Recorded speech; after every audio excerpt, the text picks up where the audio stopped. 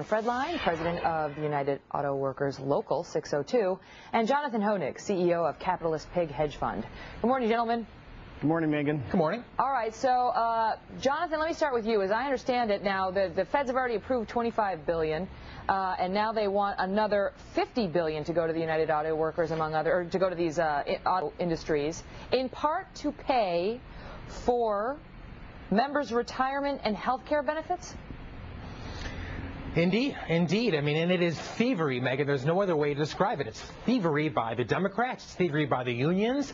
I'm sorry, but these companies, which have been poorly managed for decades, have no right to it. They have no right to taxpayer dollars. These people have no right to a job. And the automakers, as an industry, have no rights to any benefits that, Circuit City, which filed for Chapter 11 today, or Lehman Brothers, or any other industry has. If they're primed for bankruptcy, if they're headed towards bankruptcy, that's exactly where they should end up. So I don't understand what is socially responsible about taking money from taxpayers and giving it to these Ponzi schemes called the Big Three. Brian?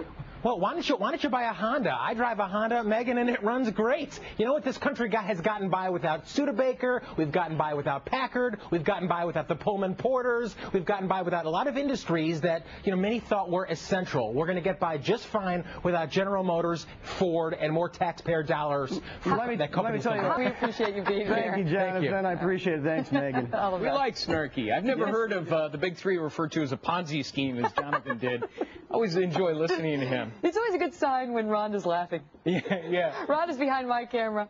She enjoyed that segment. Well, you retire and you get health care for life. Since when? Right. I mean, no wonder the Big Three have been are broke. Right. If the company goes under, why should the feds be stepping in to fund that? I mean, I know that doesn't come as good news to the folks who want those benefits, but to the taxpayers, I mean, you can see the controversy. Didn't we learn, by the way, 30 years ago, you got to build more fuel-efficient cars? I thought we learned that 30 years ago in the 70s. The one piece of good news that came out of that is that the gas is really no longer $4 a gallon. Yeah, I know. I've been feeling that. Yeah. It's down in the twos. Oh, it's been great. Keep it going. But you worry then they'll say, okay, we can go back to building big cars. Of course they will.